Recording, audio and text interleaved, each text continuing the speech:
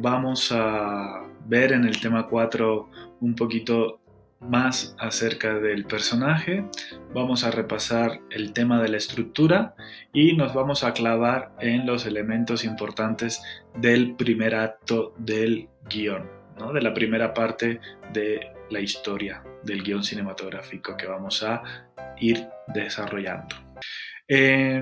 Las actividades del tema 4 ya se empieza a poner la cosa emocionante porque es un curso comprimido, es un curso introductorio pero un curso express.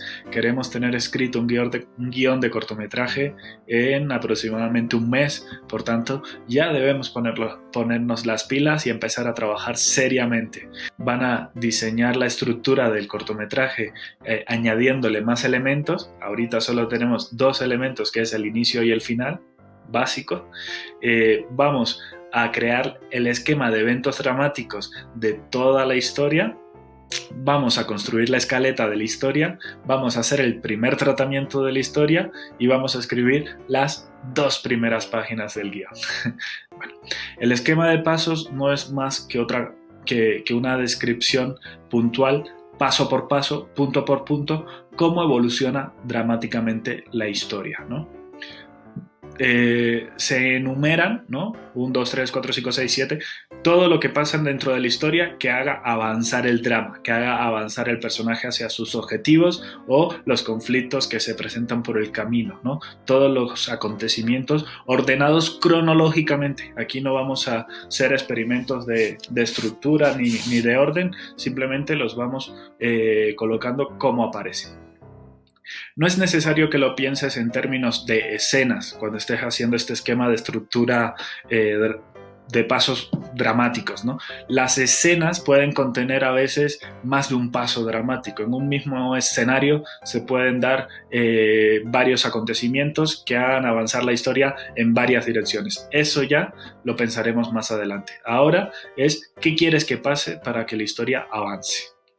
Y luego podemos analizar ese esquema y reordenarlo para que pulir. Es como cuando tenemos un diamante en bruto, si podemos volver a este esquema agregando, quitando cosas hasta que encontremos la pureza de poder decir lo que queremos decir de la mejor manera posible. Por tanto, este es el cortometraje que les he compartido. Ahí tienen la sinopsis, véanlo, lean la sinopsis y vayan a esta diapositiva. Y lo que van a encontrar aquí, los puntos que aparecen, es el esquema por pasos dramáticos que se da en todo este cortometraje. Desde que conocemos el lugar donde va a producirse la historia y cuál es el tema de la historia, hasta el desenlace, hasta el clímax y el final de la historia. Bueno, pues punto por punto, ordenado cronológicamente, esto que ven aquí en pantalla es lo que sucede en ese cortometraje.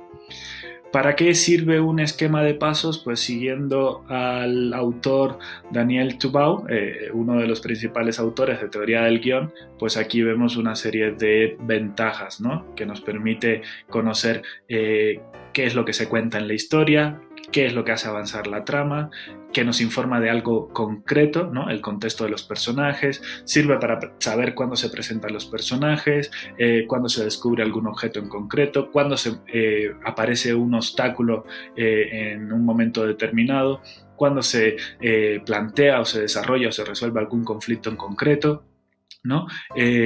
Todo esto son una serie de ventajas que indudablemente hace que el esquema por pasos sea una de las tareas imprescindibles que hay que hacer a la hora de comenzar a escribir un guión. Entonces, bueno, hay un ejercicio que les estoy pidiendo que hagan, que es realizar el esquema por paso. Luego, la escaleta, ¿vale? ¿Qué es la escaleta? Pues es la distribución por escena de cada uno de esos elementos dramáticos de toda la historia. ¿Y cómo se hacen las escenas? Pues lo primero que tiene que tener una escena es un encabezado y después una descripción, ¿ok? Ya les mostré en el tema anterior qué era cada uno de estos elementos. ¿Qué es el encabezado? ¿Qué es la descripción? Si no te acuerdas, por favor, te recomiendo que vuelvas al tema 3 y repases los materiales, los recursos del tema 3, especialmente las diapositivas y el video. Basta aquí con recordar que una escena en el encabezado tiene que incluir, si es un interior o un exterior, el lugar exacto en donde lleva a cabo la acción y si es de día o es de noche, más la numeración, el número de escena, ¿ok? Puede ser que en una escena se resuelvan varios pasos dramáticos o puede ser que cada escena sirva para desarrollar un paso dramático en concreto.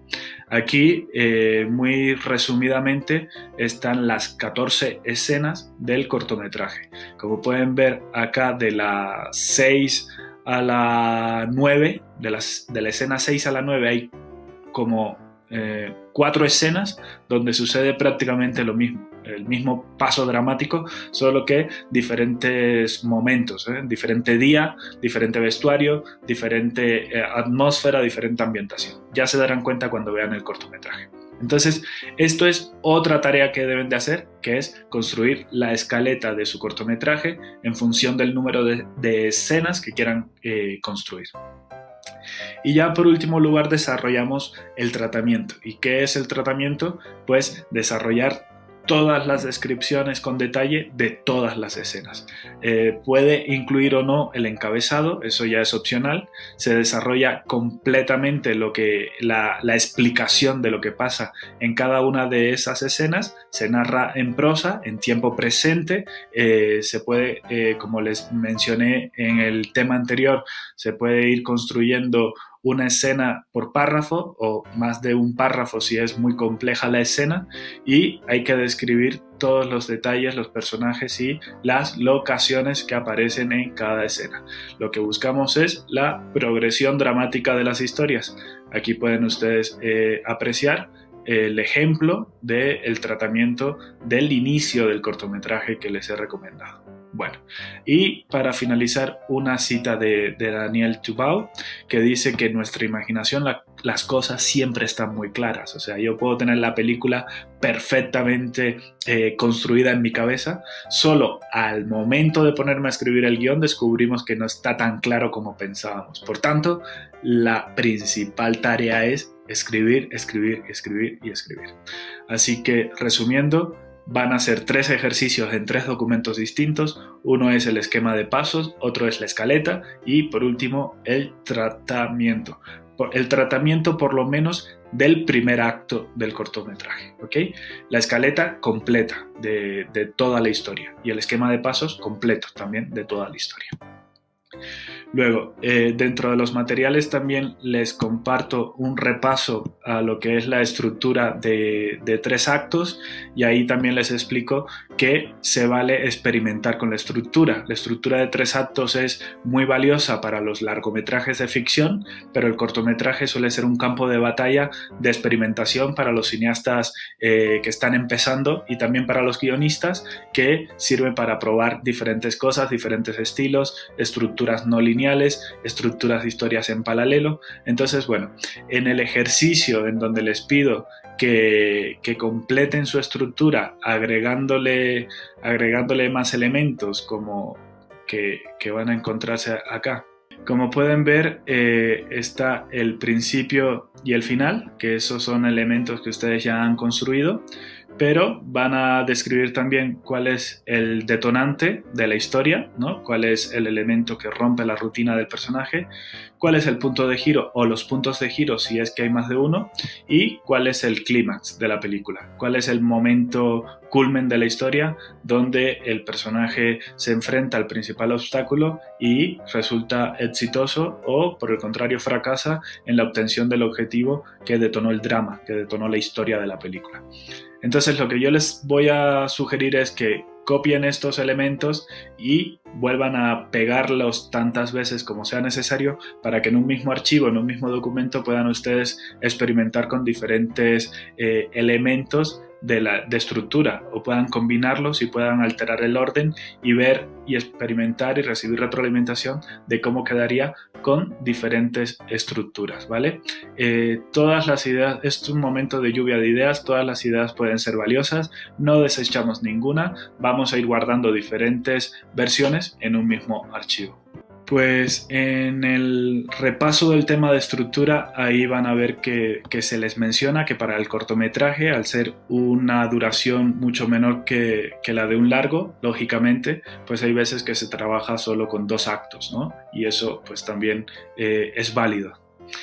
Y sea como sea, siempre, siempre, siempre vamos a tener un primer acto. Ahora hablaremos de en qué consiste ese primer acto, pero nada más mencionarles antes de pasar a lo principal del día de hoy, que tenemos otros materiales, ¿no?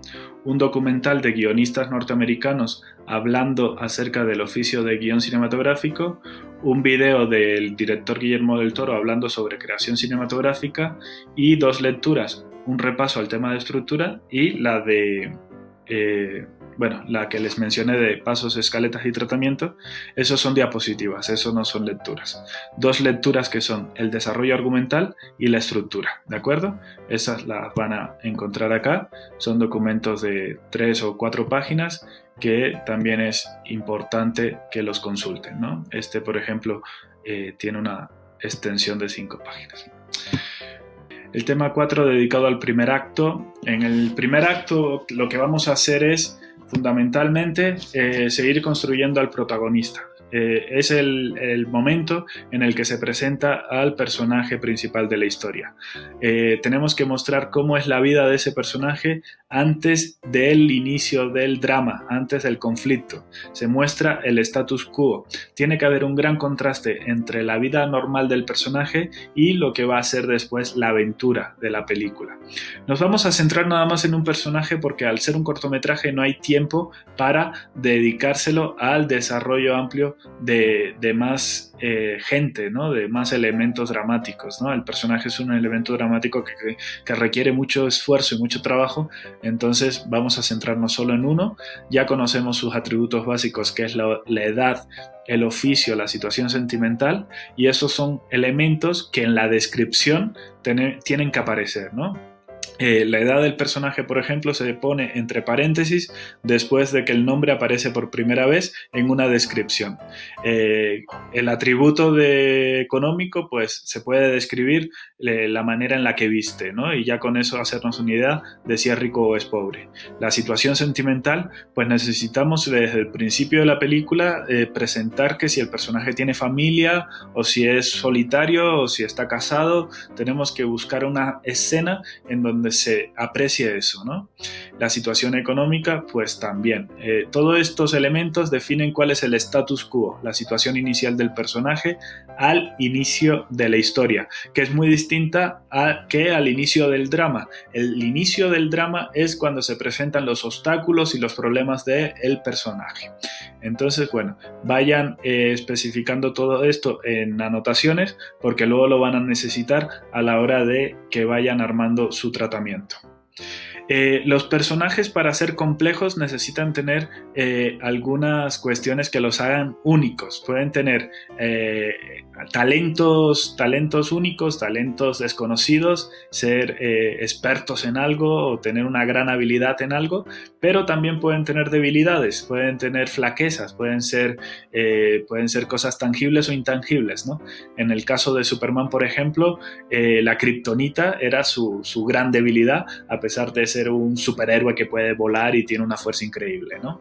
Entonces, esa combinación, esa capacidad de que en cualquier momento el personaje puede fracasar y puede fallar, eso lo que genera es suspense, es la expectativa del espectador de estar atento porque en cualquier momento puede pasar algo que haga que al personaje le vayan mal las cosas, ¿no? En el caso de la película Los Juegos del Hambre, la protagonista desde el principio vemos que es excelente con el arco. Esto es algo que en algún momento de la película después se retoma, ¿no? Y muchas otras películas, por ejemplo, las comedias románticas, pues una de las debilidades de los personajes que no creen en el amor o que no se quieren enamorar, pues eso es una de las posibles cualidades que le podemos dar al personaje para espesar la trama, para hacerlo más complejo, ¿no? O en el caso de alguien que quiere alcanzar una meta muy grande como subir una montaña de 8.000 metros, pero tiene una dificultad en un pie y no puede caminar bien, ¿no? Bueno, todas esas debilidades que ustedes puedan ir construyendo se pueden ir añadiendo a las descripciones que hicimos en la primera semana del curso, ¿no?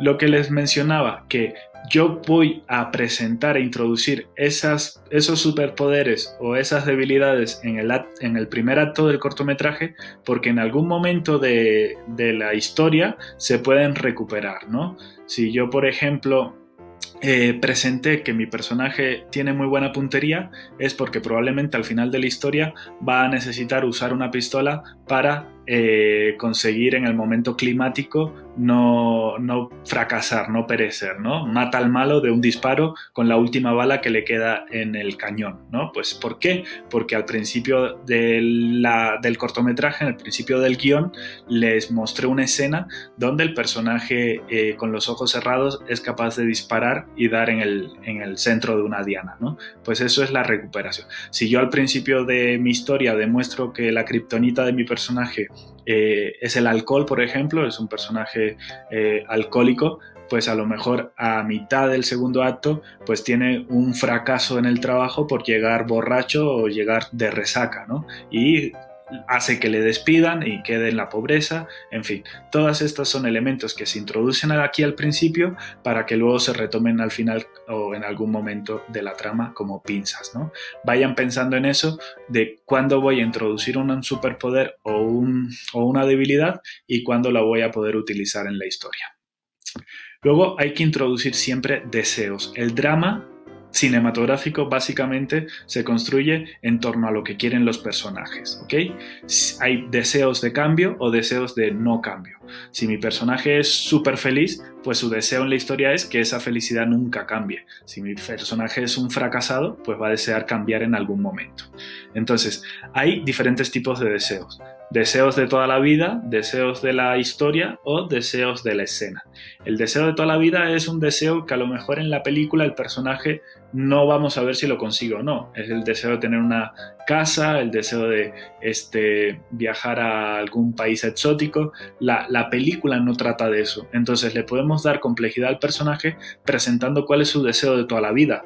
Pero independientemente de que si lo consigue o no lo consigue, la historia no nos lo va a estar revelando.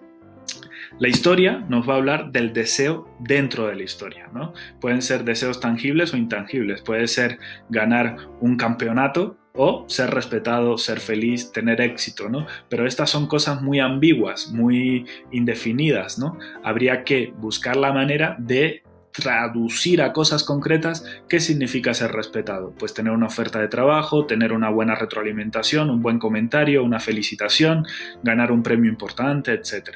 ¿Qué es la felicidad? Pues para alguna gente es casarse, para otra gente es divorciarse, para una gente es pagar las deudas, para otra gente tener vacaciones, para otra gente es tener más trabajo o emprender un negocio. La felicidad puede significar algo completamente distinto para todos nosotros. Entonces en el guión tenemos que ver la manera de traducir con escenas y cosas tangibles lo que el personaje desea dentro de la historia, y es lo que va a estar intentando conseguir desde que comienza el drama hasta que finaliza en el evento, hasta que finaliza el guión, la historia. Y luego dentro de cada escena, en toda la película hay escenas y los personajes en las escenas también tienen que estar persiguiendo un objetivo específico, que la suma de todos esos objetivos específicos den como resultado la obtención del deseo de la historia. Si es una película de detectives, por ejemplo, el deseo del detective a lo largo de toda la historia es resolver el misterio, pero aquí tenemos dos escenas, ¿no? Pues dentro de esas escenas un deseo puede ser obtener información de un testigo y corte a la siguiente escena, robar un archivo secreto en donde puede haber información que todo eso sumado va a dar como resultado al final resolver el misterio de la película. Entonces, bueno, vayan pensando en los diferentes deseos de sus personajes porque también lo van a necesitar en algún momento del tratamiento. Y luego hay que definir también personajes secundarios. Para un cortometraje yo no les recomiendo usar muchos personajes secundarios, porque no va a dar tiempo. Utilicen 2, 3 personajes como mucho, y cualquiera de esos personajes hay que tratar de introducirlos lo más pronto posible. A medida que se vayan introduciendo hacia el segundo acto o hacia el final, pues ya va a ser completamente insignificante o innecesario, ¿no?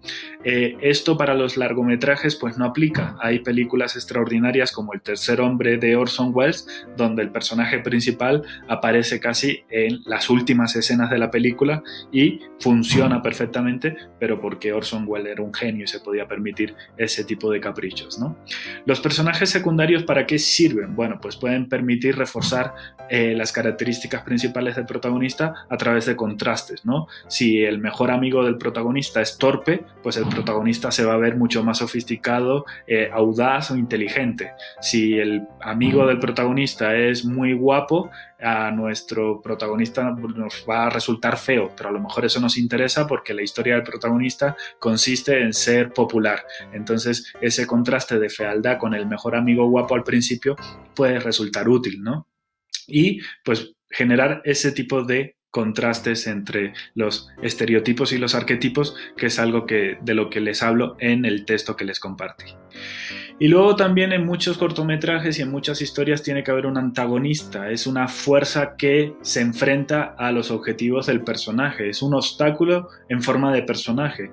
Puede ser visto como el personaje protagonista desde otro punto de vista, ¿no? Es un obstáculo con una agenda propia, digamos, ¿no?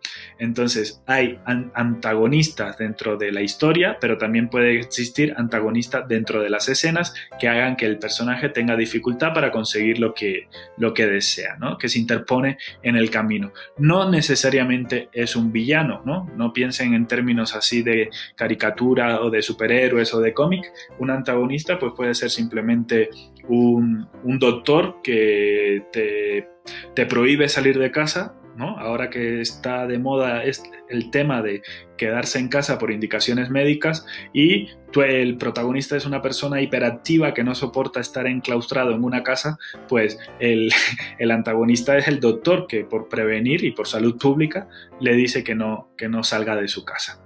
Bueno, pues vayan pensando quiénes van a ser los antagonistas en las escenas o en la historia de sus personajes. Y ya vamos a ver el elemento más importante del primer acto, ¿no? Dijimos que una página de guión equivale a 1 minuto, pues 12 páginas serán 12 minutos, 30 páginas 30 minutos. Si lo que queremos es construir un guión de cortometraje de 10 minutos, vamos a finalmente entregar aproximadamente 10 páginas, pues para el primer acto vamos a necesitar ocupar al menos 2,5 páginas. Eso va a ser la presentación del status quo, de cómo vive el personaje antes de que empiece el conflicto. ¿Y cómo le vamos a llamar a ese inicio de conflicto? Pues se puede llamar de muchas maneras. Atentado a la rutina, llamada a la aventura, incidente incitador, evento inesperado. Hay mucha literatura al respecto, cada autor le llama de una manera distinta. A mí me gusta llamarlo pues el atentado a la rutina, porque es eso exactamente, es algo que rompe, que quiebra por completo la vida cotidiana de una persona. Aquí, por ejemplo, vemos que la vida cotidiana de este personaje es ser oficinista y todos los días se levanta, va por la mañana al trabajo, está delante de la computadora, hasta que un día llega su jefe y la despide, ¿no? Eso por completo cambia su rutina para siempre. O le llega la fortuna a un personaje de manera repentina, como es este ejemplo. Hay 3 condiciones. El atentado a la rutina tiene que ser algo inesperado, el personaje no lo puede haber planificado, tiene que ser repentino, no lo veía venir, y es difícilmente reversible. ¿Por qué es difícilmente reversible? Porque si no, no hay trama, si no, no generamos una historia. En el caso de Con la muerte en los talones de Hitchcock, el protagonista es un oficinista que inesperadamente es secuestrado porque lo confunden con una identidad que no tiene, y difícilmente va a salir de ese secuestro, ¿no? En el caso de muchas películas románticas, el atentado a la rutina es cuando una de las dos decide divorciarse. Entonces el deseo de no cambio de uno de ellos hace que la película transcurra en ver cómo conquista de nuevo a este personaje que se quiere separar y que se quiere divorciar. En el caso de las películas de James Bond, pues siempre el atentado a la rutina es la encomienda de una misión especial a la que sabemos que James Bond se va a enfrentar sin pensarlo, ¿no? Entonces, bueno, esto puede ser la llegada de un nuevo personaje, puede ser muchas cosas, ¿no? Cualquiera que rompa por completo la rutina del protagonista. Entonces, vamos a volver a la herramienta que tenemos con el Jamboard de utilizar notas adhesivas para ir poniendo qué es el atentado de la rutina de mi personaje en el acto 1. Y luego escribir una escena, ya sea en la escaleta o en el tratamiento, una escena que se identifique claramente que es el quiebre de la rutina de tu protagonista. Y ya para ir finalizando el acto 1 necesitamos presentar obstáculos y soluciones, es decir, cómo responde mi personaje a ese cambio, ¿no? No es normal que cuando cuando se nos presenta algo en nuestra vida que nos cambia por completo la rutina, no es normal que reaccionemos como si nada, ¿no? Siempre hay un momento duditativo, un momento en el que no sabemos cómo actuar, cómo reaccionar, pues esas son las dudas que como seres humanos pues nos podemos identificar con las dudas de un personaje que en la ficción pues tampoco sabe si responder o no como esa llamada a la aventura, ¿no? Salir de la zona de confort y enfrentarse a una nueva situación. Ese ir o no ir es el final del segundo acto, ¿no? Por ejemplo, una oficinista recibe un regalo de vacaciones para ir a Venecia, pero tiene a su padre enfermo. Entonces, el quiebre de la rutina es la invitación, ¿no? Las vacaciones en Venecia, pero el obstáculo para ir a ese viaje es que su papá esté enfermo. Ese obstáculo la hace dudar y puede tomar dos decisiones, o bien esperar a que el papá se muera para poder ir a Venecia o demostrar que pues hay una historia compleja entre ellos dos y el padre dejar solo en un centro de ancianos que lo cuiden y ella irse a Venecia. En fin, tenemos que ir buscando la manera de que el paso del quiebre de la rutina hacia el segundo acto no sea tan inmediato. Hay que presentar una serie de situaciones para que el personaje se prepare para afrontar esa aventura. Es como en el caso de las películas de James Bond. Sabemos que él sí va a tomar la misión, pero tiene que conseguir el carro, tiene que hacer investigación, tiene que conseguir gadgets, ¿no? Todos esos preparativos hacen que el final del primer acto pues sea más verosímil, ¿no? Entonces piensen en cuáles son los obstáculos que podrían hacer más complicado que el personaje responda a esa aventura y cuáles son las soluciones que podrían hacer que finalmente sí va a enfrentarse a esa aventura del segundo acto. Y ya por último, vamos a hacer un breve repaso. En el status quo introducimos la vida cotidiana del protagonista, cuál es su situación sentimental, laboral, familiar, etc., ¿no? Luego pasa algo inesperadamente y repentinamente que quiebra la rutina y el protagonista tiene que responder de algún modo. Al principio se muestra duditativo porque no sabe cómo reaccionar, pero encuentra soluciones que le aclaran y le despejan esas dudas y pasamos al segundo acto. Tendríamos hasta ahora estas 4 escenas o estos 4 pasos dramáticos, ¿no? En el primer acto. Sirve para presentar el espacio-tiempo donde se desarrolla la vida cotidiana de los personajes, se desarrollan los personajes principales, se construyen las relaciones entre ellos y también sirve para establecer el tono de la película, ¿no? Entonces llegamos a un punto de giro definitivo que es cuando se da el paso de no retorno, cuando entramos al segundo acto. Muchas veces esto es literal, que el paso del primer acto al segundo acto se da en manera de viaje, ¿no? Es cuando saltamos de un escenario a otro completamente distinto, incluso en otra geografía, en otro lugar o en otra parte.